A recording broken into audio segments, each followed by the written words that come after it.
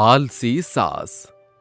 नितेश अपने पिता महेश के साथ मिलकर घर के कामकाज निपटा रहा था, तो वहीं लाजवंती बेफिक्र होकर कमरे में जोर शोर से खर्राटे मार रही थी, जिसे देख महेश भौहें ऊंची करते हुए बोलता है, अरे इसे कहते हैं बुलंद किस्मत। घर के पुरुष चाकरी में लगे हैं और ये आलसी लुगाई देर सवेर आराम फरमा रही हैं। धौलपुर गांव में रहने वाली लाजवंती देवी अव्वल दर्जे की आलसी औरत थी, जिसका थुलथुला शरीर उसके आलस को साफ शब्दों में बयान कर रहा था। अरे आलस की दुकान, उठ जाओ, चाय लाया हूं। खाने का जिक्र सुनकर लाजवंती फटाक से उठकर बोलती है, लाओ जल्दी से, भूख के मारे पेट में कबड्डी मची है। अरे दातुन तो कर लो, अब क्या 2 कदम चलने में भी आलस घेर रहा है तुम्हें। आलसी लाजवंती बिस्तर से नीचे उतरने से बचने की खातिर बहानेबाजी करते हुए कहती है, अरे विशाल कद का हाथी तो कभी दातून करता नहीं, मैं एक दिन नहीं करूंगी तो क्या आफत आ जाएगी। माँ, आपके ये सारे पैतरे पुराने हो गए हैं। अब मैं क्या करूं बेटा, जब भी फुर्ती दिखाने की कोशिश करती हूँ ये मुआ आलस मुझे घेर लेता है। अरे आखिर हम मर्द जात बाहर का कामकाज छोड़कर कब तक घर संभालेंगे। छोड़ क्यों नहीं देती ये बेमतलब का आलस। अरे नितेश के बापू, जो कि अब हमारा नितेश ब्याह के लायक हो गया है तो हम इसका लगन करा देते हैं। ब्याह की बड़ी जिम्मेदारी भी कंधे से उतर जाएगी और घर संभालने वाली भी आ जाएगी। अगले रोज से महेश अपने बेटे के लिए लड़की तलाशता है, जो समीरा नाम की एक रूपवती होनहार लड़की पर खत्म होती है। रीति रिवाज से दोनों का गठबंधन होने के बाद समीरा ससुराल चली आती है, जहां लाजवंती को सोफे पर धब्ब से बैठते देख गांव की औरतें डींग मारते हुए कहती हैं, ए लियो बहनों, फिर खुल गवा लाजो रानी की आलस का पिटारा। सभी पड़ोसन मिलकर जोरदार ठहाके लगाती हैं। अरे आलसी औरत, पसरना बाद में, आगे जाकर बहू की आरती उतारकर गृह प्रवेश तो कराओ। क्या करूं, आलस के मारे सोफे से सरकने का मन ही नहीं कर रहा। अरे मेरे अर्धनारीश्वर, बहू का स्वागत मैं करूं या तुम, बात तो एक बराबर ही है ना।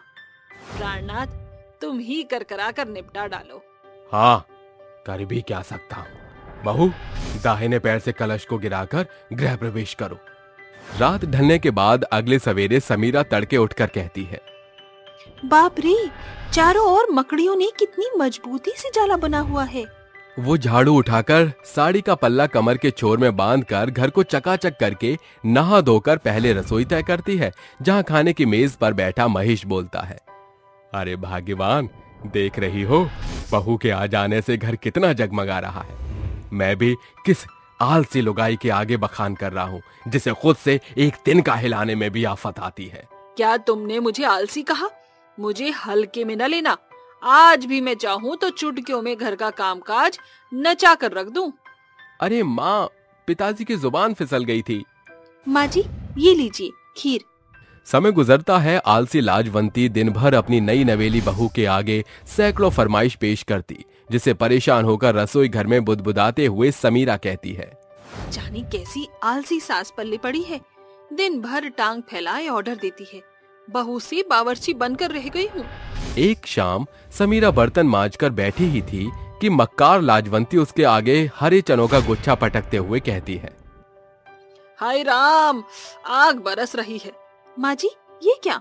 अरे बहू, इन बंद कलियों में चने भरे हैं, एकदम ताजे। इन्हें निकालकर सब्जी बनाना है। गई भैंस पानी में। इतने सारे गुच्छे के चने निकालकर मेरा जुलूस निकल जाएगा। अच्छा बहू, खाने पर मिलते हैं। मैं जरा सुस्ताने जा रही हूँ, थका महसूस कर रही हूँ। वैसे क्यों ना आज की खातिर हम सास बहू मिलकर ये करते? अरे कैसी बात कर रही है बहू?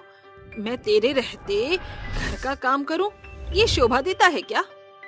आलसी लाजवंती बहानेबाजी करके उड़न छू हो जाती है। थकी हारी समीरा घंटों चने के दाने छुड़ाकर खाना पकाती है और सभी को खाना खिलाकर देर रात काम निपटाती है। तभी लाजवंती के चीखने की आवाज आती है, बहू, अरे ओ बहू, जल्दी आ।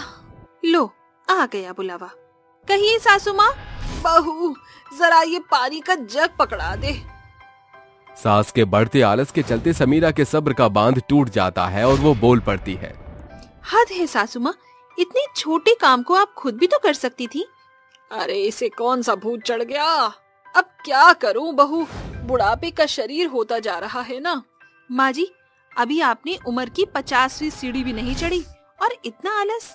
अरे मैं तेरी सास हूँ, मेरा हुक्म मानना तेरा धर्म है। माँ जी, मैं आपके भले के वास्ते ही समझा रही हूँ। ज्यादा आलस शरीर में सैकड़ों बीमारियां पैदा करता है। आलसी लाजवंती को अपनी बहू की बातें फर्जी जान पड़ती हैं, जिसके चलते उसके कानों पर जूं तक नहीं रेंगती। गुजरते दिनों के साथ लाजवंती सिर्फ खाया और सोया करती। एक सवेरे उसे जमीन पर गिरता देख समीरा घबराहट के साथ दौड़ती है। नितेश जी, बाबूजी, जल्दी आइए। सभी फौरन लाजवंती को अस्पताल में भर्ती कराते हैं, जहां डॉक्टर कई टेस्ट करके बताता है, देखिए, इनके आलस के चलते इन्हें एक साथ कई बीमारियों ने जकड़ लिया है। इन्हें हाई ब्लड प्रेशर एंड इनका कोलेस्ट्रॉल बहुत ज्यादा बढ़ा हुआ है। इनकी बॉडी में मेटाबॉलिज्म भी बहुत है। ऐसा तभी होता है जब इंसान कामकाज से दूरी बना चुका हो। आपको इनके तले भुने खाने पर कंट्रोल करना होगा और इन्हें डेली बेसिस पर वर्कआउट और एक्सरसाइज करवाना पड़ेगा। डॉक्टर की बातों को ध्यान में रखकर समीरा अपनी सास का खास ख्याल रखती है। माँ जी, ये देखिए, मैंने आपकी सेहत को ध्यान में रखते हुए आपके लिए ये दलिए की खिचड़ी बनाई है। चलिए, मुंह खोलिए। बहू की देखभाल देखकर लाजवंती की आंखों से आंसू उमड़ पड़ते हैं। माँ जी, चुप हो जाइए। जब आप इस बीमारी के बिछौने से उठ जाएंगी, आपको ये सादा खाना नहीं खाना पड़ेगा। मेरे आलस के चलते आज तुझे भुगतना पड़ रहा है। काश उस दिन मैंने तेरी बातों पर गौर किया होता, तो आज इस बीमारी की जकड़न में न होती। माँ जी, वो कहावत तो आपने सुनी जरूर होगी ना, कि देर आए दुरुस्त आए। समीरा खाना खिलाकर बीमार सास को आहिस्ते से लिटाकर कामों में लग जाती है और सांझ होते ही कहती है, माँ जी उठिए, आज आपको मेरे साथ बाजार चलना है। अरे बहू, अभी मेरे शरीर में काबू नहीं मिल रहा। माँ जी, मेरी खातिर कोशिश तो करिए।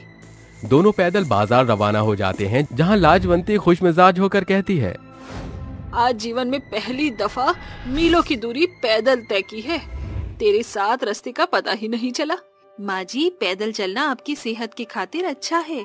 रात में समीरा सारा कामकाज खत्म करके सोती है और सुबह 5 बजे उठकर कहती है, माँ जी उठिए, ये वक्त आपके व्यायाम का है। अरे बहू, इतने भोर सवेरे क्या आन पड़ी है व्यायाम की। माँ जी, सवेरे के 5 बजे की हवा एकदम स्वच्छ होती है। इस पहर में की जाने वाली व्यायाम औषधि का काम करेगी। लाजवंती को नहलाना धुलाना, उसके खान पान इत्यादि की देख रेख से समीरा का भरसक प्रयास हर दिन के साथ सफल होता दिखाई पड़ता है, जिसे देखते हुए औरतें एक टोली में बतियाते हुए कहती हैं, अरे लाजवंती के तो भाग्य ही संवर गए, जो उसे बहू के रूप में बेटी मिली है। एकदम सच बोलती हो। अरे आज के घोर कलयुग के जमाने में अपन कोख के जना औलाद बीमार अम्मा के बाहर निकाल फेंकत है, मगर लाजी रानी की बहुरिया एकदम सीता की छवि है। सामने से आ रही लाजवंती ये बातें सुनकर घर लौटकर किचन में अपनी बहू का हाथ बटाने लगती है। माँ जी, ये क्या, घर का चूल्हा चौका करने के लिए मैं हूँ ना। अरे अब मैं भली चंगी हूँ। क्या तू चाहती है कि फिर से मैं वो कड़वी बेबाक गोलियां खाऊं जो मेरे हलक से नहीं उतरती? माँ जी, ऐसा ना कहिए। लाख मुद्दत बाद तेरी सास ने आलस की जंजीर तोड़ी है। काम काज करूंगी तो शरीर में खून का दौड़ा चलता रहेगा और उससे आलस कोसों दूर रहेगा। इस तरह अंत में लाजवंती आलस का चोला उतार फेंकती है और सालों पहले की तरह फुर्ती से अपने बहू के साथ मिलकर कामकाज करती है।